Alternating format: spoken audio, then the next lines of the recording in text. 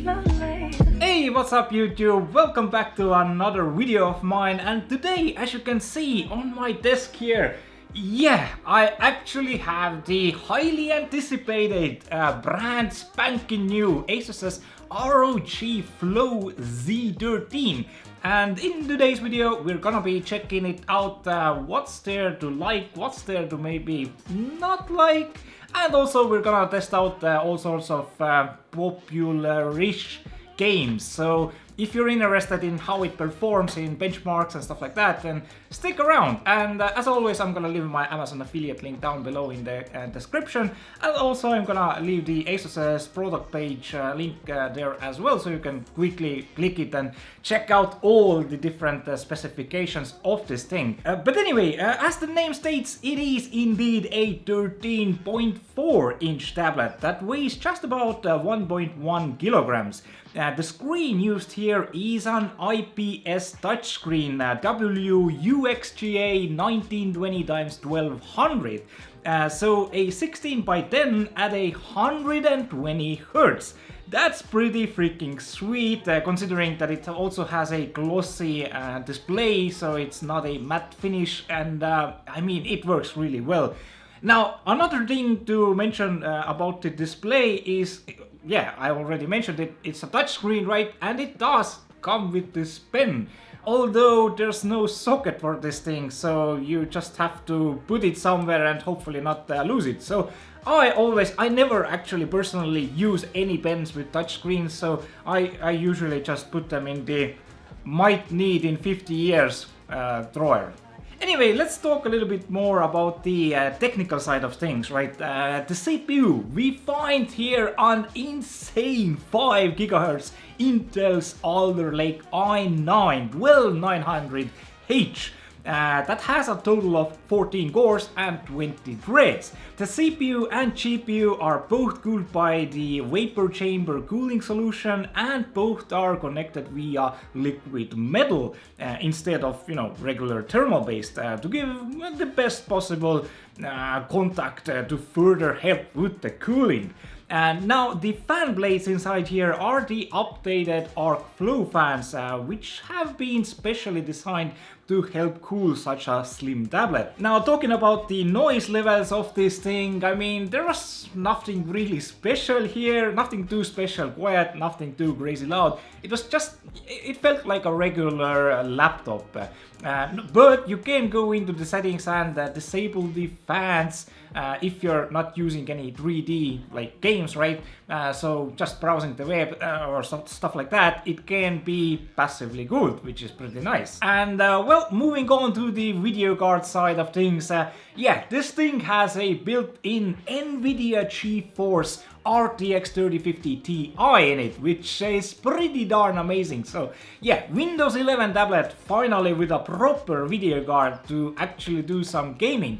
But it also has an expansion slot called the ROG XG Mobile, where you can actually hook up a 3080, the mobile 3080 that ASUS provides. Now, they are also sold separately. I didn't get one, so I can't show you or test one out, but ASUS has mentioned that they will, provide newer video cards for it as well. So perhaps we can get, RTX 4080 or 5080 in the future hooked up into this thing, because the CPU, the Alder Lake CPU, is pretty darn amazing. But we're gonna check out how well it performed in CINEBENCH and stuff like that in a second. But first of all, some other things that also this tablet has is, of course, the DDR5 memory. There's a total of 16 gigabytes here and a single 1 terabyte NVMe SSD drive. Because it is a tablet, right? You can't really open this thing up. And that means they have actually soldered the memory onto this thing. So whenever you buy this thing, that's what you're gonna get with this thing. And you can't ever upgrade it. And this is why I think they kinda slipped up a little bit on the memory side of things. It has just 16 gigs of DDR5 memory. I mean, don't get me wrong, it's freaking fast, right?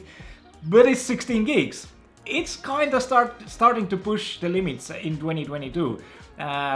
They really should have added 32 gigabytes here by default, in my opinion. Anyway, I think it's time to check out how well this thing actually performs in all sorts of games, with RTX ray tracing turned on, with DLSS turned on, right? What are the options with this tablet when we decide to actually game on it? So yeah, I made some benchmarks, so check them out right here. So welcome to the benchmarking section, and before we kick things off with all sorts of gaming benchmarks and CINEBENCH R23 to see how good the CPU is, let's quickly take a peek at the CPUs, GPUs and the idle temperatures. But first of all, let me actually do this. Let me remove the removable keyboard, right? Because this is detachable, super slim keyboard here. But let's replace this with a proper mechanical gaming keyboard, right? This is the ROG Claymore Duo here, and let's hook the USB dongle here as well, so we can actually use the keyboard here. And my mouse is plugged into the Bluetooth, so yeah, the ROG Chakram. Both of these, which I've been using for a couple of years now, absolutely amazing peripherals. I highly recommend getting these. But anyway, yeah, as this is a tablet, we can remove the keyboard, and if we sit behind the desk, we can easily, you know, hook on our proper mechanical keyboard and stuff like that. But yeah, if your mouse doesn't have a Bluetooth support or it's a wired mouse, you do need to get a dongle like this, right? USB dongle to further extend the ports, because there's only one USB Type A board, which is kind of sad. Anyway, yeah, looking at CPU, so Intel Core i9-12900H, which is an absolute beast of a CPU, because it is 6 performance cores and 8 efficient cores, Alder Lake rate, so it is running DDR5, as we can see. So yeah, it's an incredible CPU. It will boost up to 5 GHz when we are going to be gaming. So yeah, and checking out the temperatures, I can actually touch the core temp here to see what the temperatures are doing, because this is a touch screen as well. I mean, overall it's a pretty amazing tablet laptop, because this also has an RTX 3050 Ti in it. And it also has the Intel Iris Xe graphics, which it can switch to when you're not gaming, so it can preserve the battery life, which is pretty amazing, and also maybe keep the temperatures a little bit lower. So at the moment, video card is sitting at around 42.5 degrees, and the CPU itself also near 40 degrees Celsius in pretty much idle, right? I'm gonna put it back to show me maximum, because we're gonna come back here and see what the temperatures did when we ran through all sorts of benchmarks. So this is the setup here, and yeah, let's kick things off with CINEBENCH R23 for the first test here. Alright, so CINEBENCH R23 just finished my benchmarking here, and the multi-core score is 13,684 points, while the single core scored 1,855 points. So comparing this to some other CPUs here, we can see that it is almost as fast as an AMD Ryzen Threadripper 1950, which is of course 16 cores, 32 threads here, and yeah, comfortably faster than an i9-9880H here. I mean, 13,680 points for a tablet is absolutely nuts. And coming to single core, 1,855 points, absolutely amazing here. Well, comfortably faster than a pretty old i7-7700K, but most of us really remember how blistering fast the CPU really was. But yeah, absolutely amazing score here for this small tablet, a 13-inch tablet, right? Anyway, let's kick things off with our first gaming benchmark as well, and let's head into FARCRY 6. Alright, so welcome to FARCRY 6 version 1.5.0 here, and first of all, let's head into the options, into the video settings, and as we can see, yep, this is a proper 120 Hz 16 by 10 1920 x 1200 resolution screen here. So that's what you're getting, and 120 Hz is absolutely amazing to use.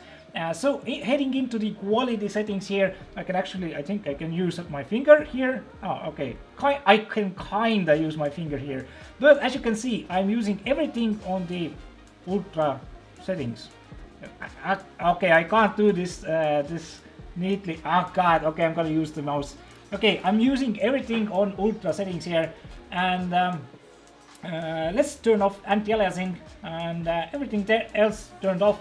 We're gonna run a quick ray traced benchmark as well, but first of all, everything on Ultra 1920 x 1200. Let's hit the benchmark and see, is it possible to play FARCRY 6 good on this 13-inch tablet here on Ultra maximum detail quality?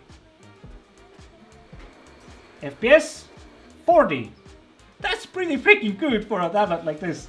But of course, yeah, it is 12900 here, running at 5 GHz, and a 3050 Ti by default, which you can upgrade via this special expand slot to a 3080 or something like that.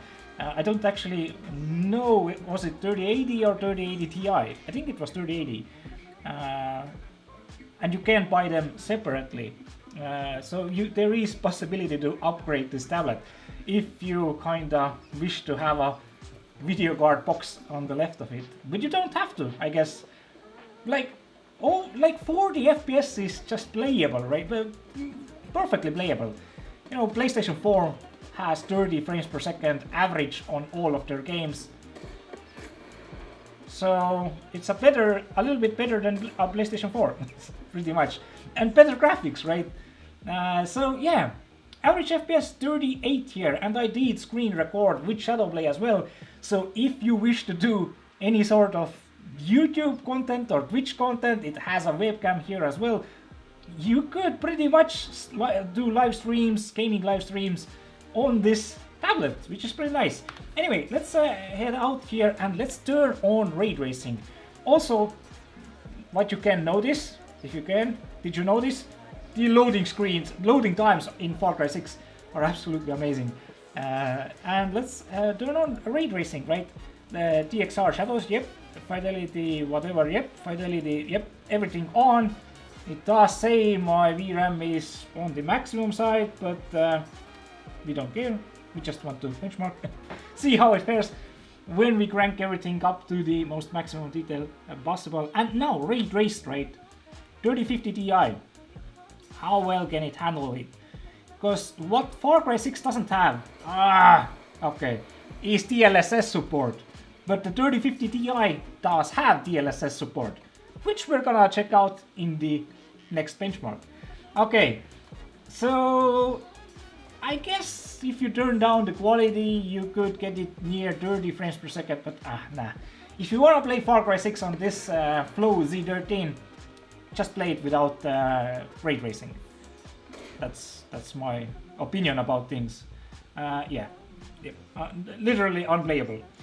So I'm gonna stop the recording here, and let's head into the next benchmark where we're gonna check out ray tracing with DLSS, how well DLSS improves things.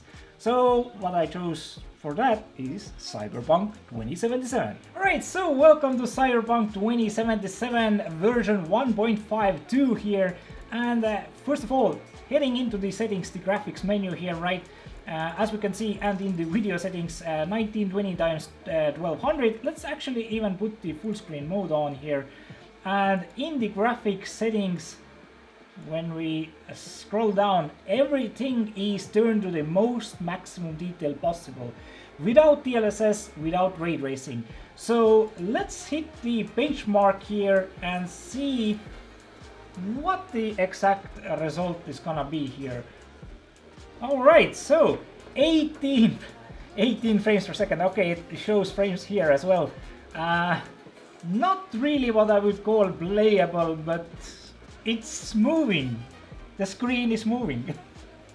But yeah, okay. It's pretty darn low. I didn't expect it to be this low. But this is 1980 x 1200, right? Most maximum detail possible in this video game here, without ray tracing, without DLSS. But as this game also supports DLSS, I'm pretty sure we can get it to some pretty decent levels here. But yeah, let's see. I guess the average is gonna be like 18 frames per second or something like that, right? It's a pretty decent test. It shows the inside, the outside areas, and yeah, maybe they could have added a gunfight here as well. But yeah, this is the benchmark of Cyberpunk here, running pretty low FPS. Alright, so average FPS 20 pretty much, right?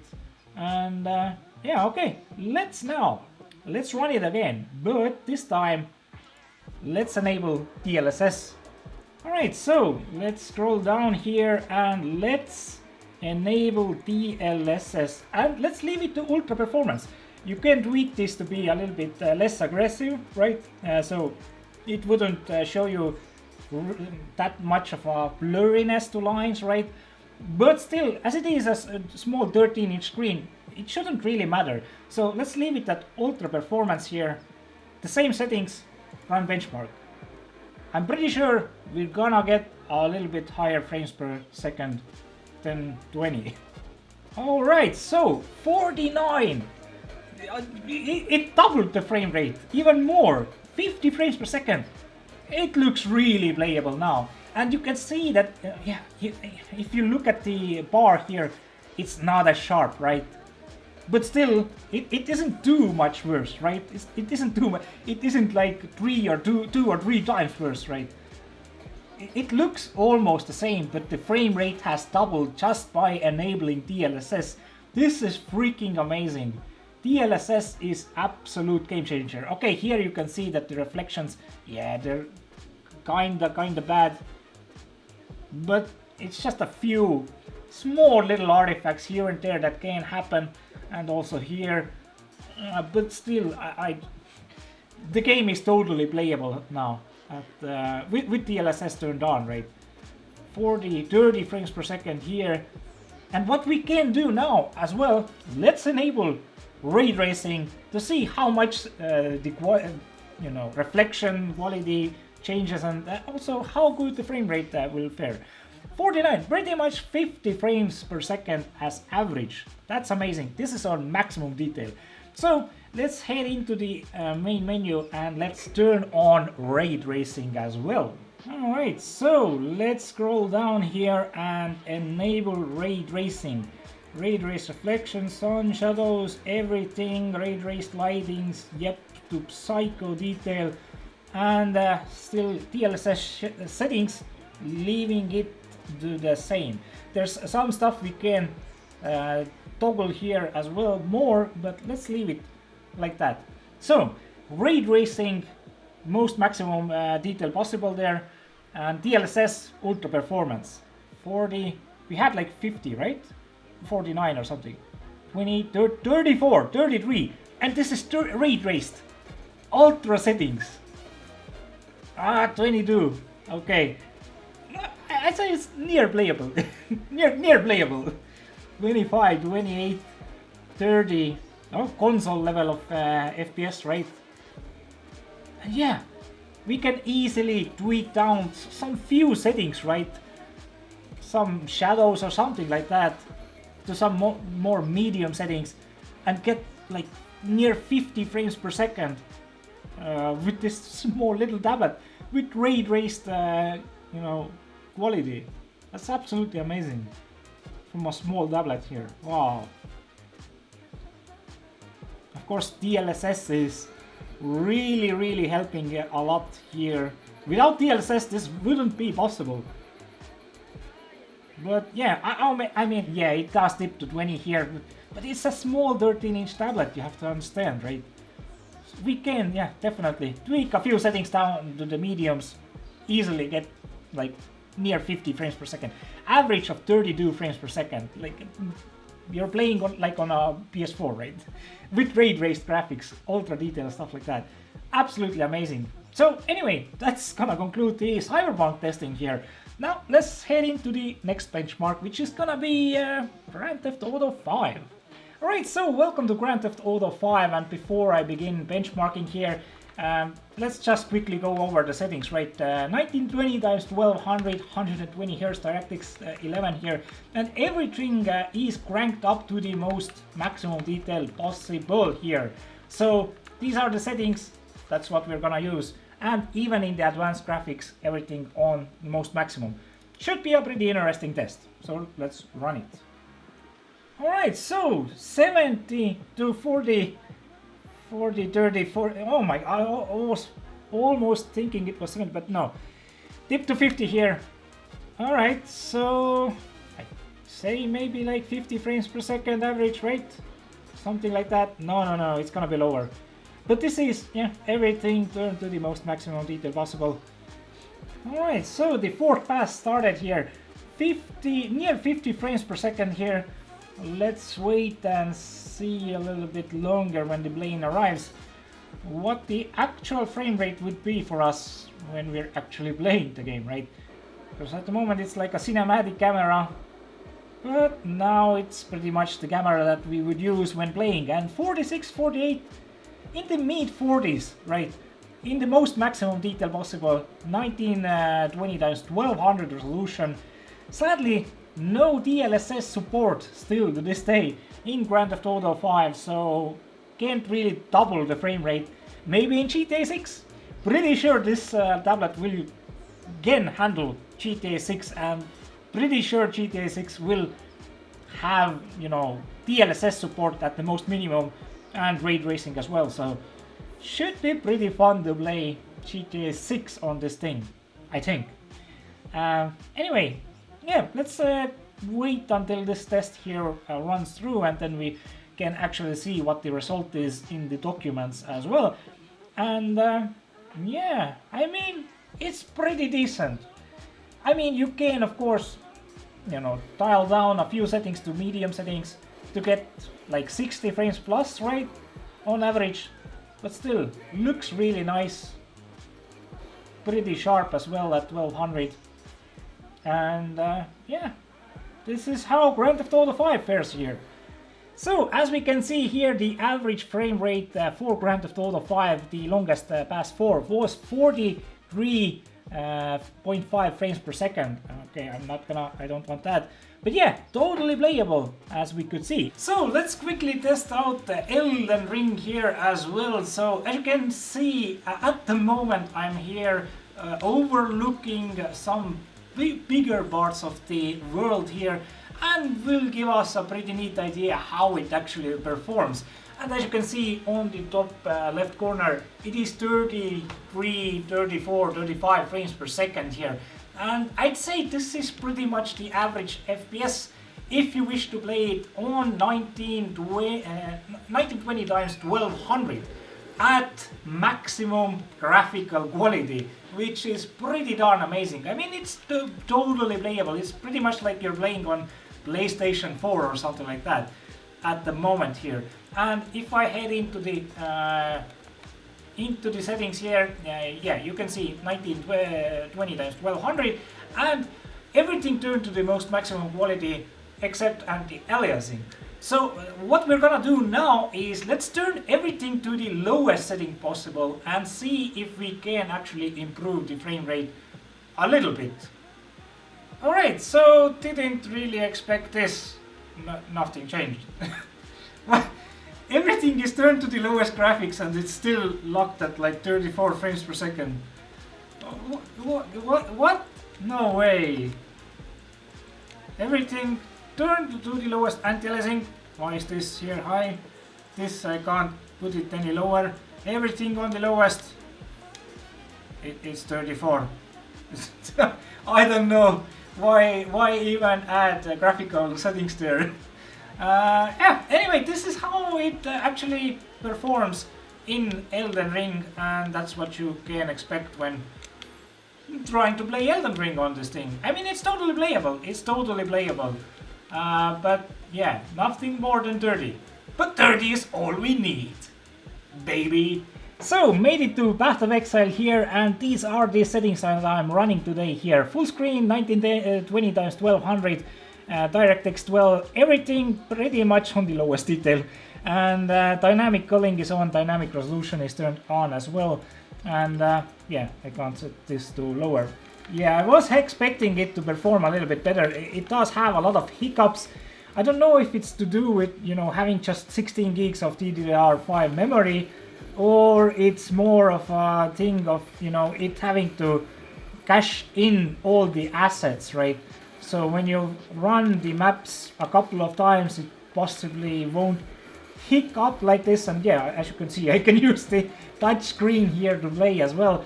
But yeah, the frame rate is around 50 frames. I mean, it's totally playable, right? And playable by using the touchscreen, which is actually quite funny. But yeah, it is a really, like, it's a server-side heavy game, so it doesn't really matter if I have a really fast CPU or a GPU.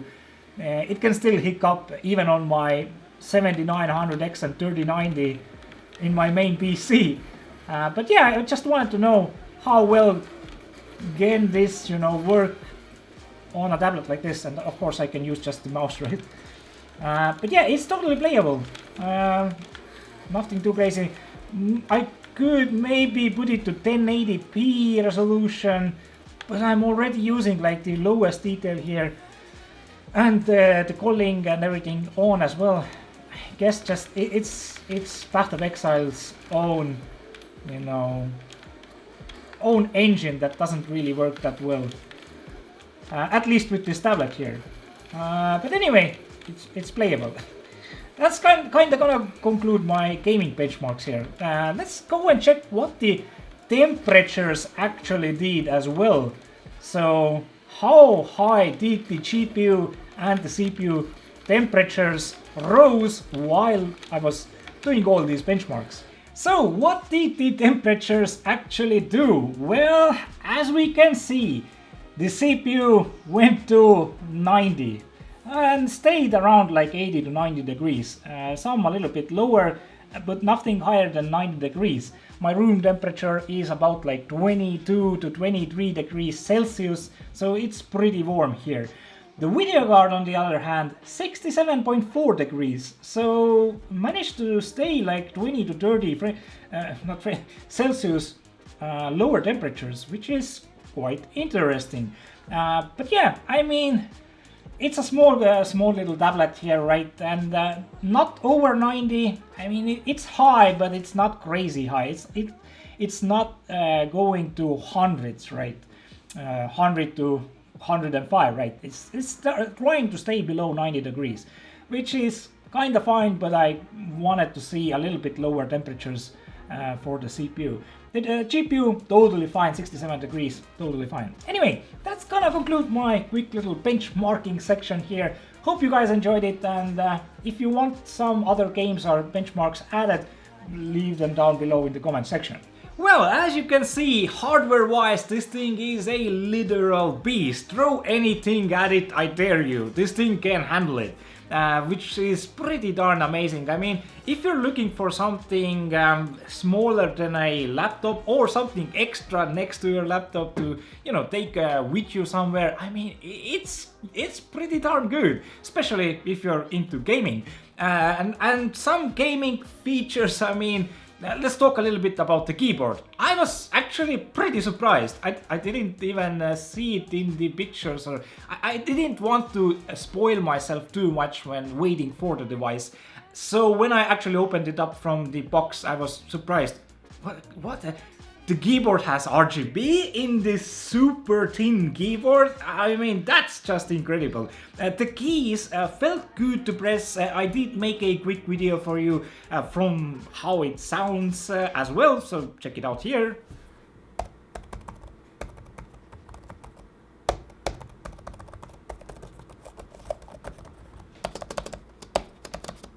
So hopefully that satisfied some keyboard enthusiasts out there, but the neat trick here is that it is a detachable keyboard, right? It doesn't also have any extra battery ports, so you don't have to charge it, you just hook it into the tablet via the magnets, which are pretty darn strong. And you can actually push it down straight onto the table. So the keyboard wouldn't flex pretty much at all. It does come up a little bit from the ground, but it's really easy to hold it on the desk and just use it like that. Or then, you know, stick it a little bit higher up and use it as it was meant to be used, I guess. But anyway, what I did was when I got home, right, or you're getting home, what you can do is just remove the keyboard and put your proper mechanical keyboard and your favorite mouse combo next to it and use it like that, and it felt really nice there. Now, coming to another feature that it has is dual web cameras, right? So there's a decent web camera on the front, right? But there's also an extra camera on the back. And of course, I did a quick little test for you, so check out the video quality and the audio quality. Right, so this is the web camera quality for the ROG Flow Z13, and I mean, it's fine for the zoom calls, right? Nothing too crazy here, but we're gonna check out the back camera as well, the audio as well. I mean, it's a decent camera for such a tablet, right? Nothing too special, but it's here. Right, so this is the quality of the back camera here, and as you can see, I mean, it's pretty fine, right? But anyway, yeah, this is the quality of the back camera. But on some other things, I mean, the design itself of the Flow Z13 is absolutely amazing in my opinion. ROG department at ASUS has done a brilliant job once more here. It looks strikingly good with its gamerish features, right? And also, if you look at from the back, it does have a small window there that is RGB lit, which is pretty darn cool. I actually want to see more stuff like that. Of course, it's not really water or weatherproof like that, right? But it, you know, has holes pretty much everywhere to help cool the system down, because the CPU does get a little bit too hot for my liking, although the GPU was pretty decently well cooled. And now coming to audio quality, while I cannot bring you any real test here for obvious reasons, right? But I have to admit it was pretty decent, pretty loud and bassy, but could have been a tad better. I was really hoping they would bring Harman Kardon sound to the Flow Z13, but for some reason they have opted to do it in a different way this time around. It just uses a smart amp here with Dolby Atmos and some neat AI noise cancellation technology here for those who like this thing. And yeah, coming to some connectivity like Wi-Fi, right? It's all good here. It has Wi-Fi 6E and Bluetooth support, and well, Bluetooth might actually be the savior of this tablet, because the biggest problem, in my humble opinion, is that the ROG Flow Z13 has just one USB 2.0 port and a single USB-C Thunderbolt 4 port for charging or on the go as a simple USB-C port. Other than that, there's just a 3.5mm audio port and a micro SD card reader slot. And that's about it.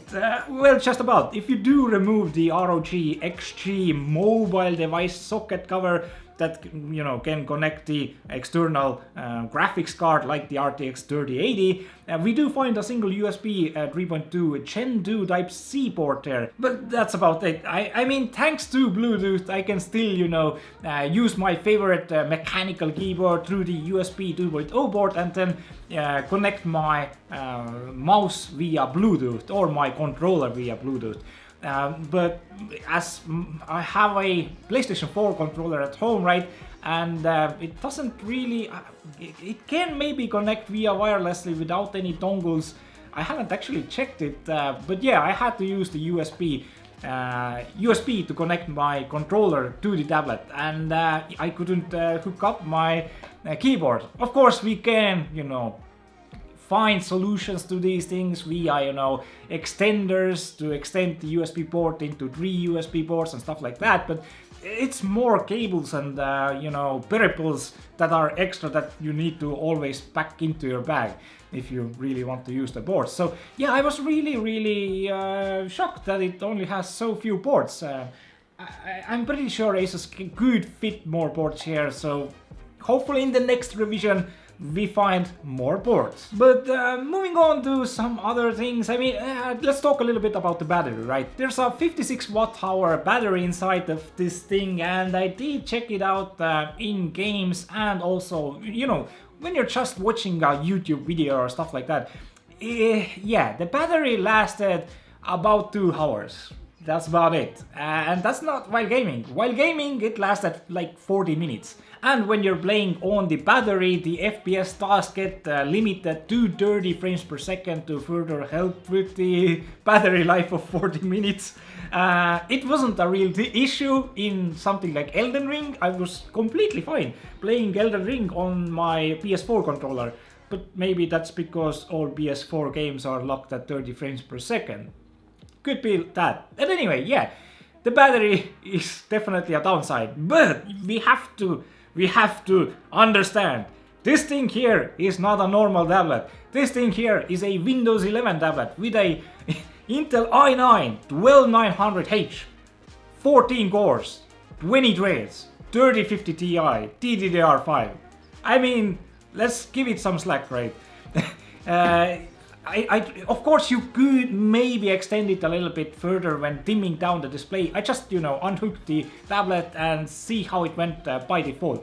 And I did try out some eco modes and stuff like that. They didn't really do anything. I was actually surprised. Because it does have the Intel Mobile GPU in it as well. And I couldn't even understand, did it switch to it or did it not switch to it? I tried my best to switch to the Intel when, you know, watching YouTube, right? And the ROG Armor Grade software also told me that, yep, we are now configuring it to be the best possible scenario for your situation, right? So if you're not playing anything, we're gonna switch it to the Intel graphics and to 2 hours. I guess that's true, because when you're playing, you're gonna be using the 3050 Ti and we got like 40 minutes. Like, yeah, the battery is, it's there for 2 hours. Anyway, overall my time with the ROG Flow Z13 has been absolutely amazing. I really love this thing, and I actually highly recommend you this tablet if you are searching for a Windows tablet, right? So my final score for the ASUS-s ROG Flow Z13 is a 10 out of 10. And yeah, it's really hard to say anything really that I didn't like about it. I mean, okay, the price tag, right? It's 2 grand, around 2 grand, which is, yeah, 2,000 euros or $2,000, right? It's kind of high up there, right, if you ask me, or if you ask anybody else. Oh, it's, yeah, too expensive, oh my god, look at the price tag, right? But when you actually go on the interwebs and check out, you know, okay, I want a laptop with a i9-12900H. The prices start at 2 grand or something like that. And, oh, okay, I want a 3050 Ti, I want DDR5, and I want it to be small, and wait, there's no other tablets. Like this, there's no other tablets out there. So I mean, ASUS is pretty much leading the pack at the moment with the ROG Flow Z13. So overall, yeah, of course we can, you know, nag a little bit about that the battery didn't last as long as it should. Maybe it should have been like a 16-hour battery, especially when you actually, you know, disable the 3050 Ti, right? It should at least give us like 8 hours of video watch time. So this is something that they could improve upon. I mean, adding some more USB Type A and Type C ports there, of course, that would help. And yeah, I mean, the upgradability, right? It just has 16 gigs built in. You can't expand it. Yeah, expandability, you know, add bigger SSDs, bigger memory. That's something that could be improved. But still, at 2 grand, I'm still gonna leave it at 10 out of 10. It's a perfect tablet. If you ever wanted a Windows tablet, this is it. Anyway, thanks for watching. Hope you guys enjoyed this very short video. And yeah, hopefully it was helpful. If it was, leave a like, maybe subscribe. And if you have any comments, leave them down below in the comment section and I'll try to answer them. So that's gonna be it from me right now. See you guys whenever I see you guys. Alright, ciao for now.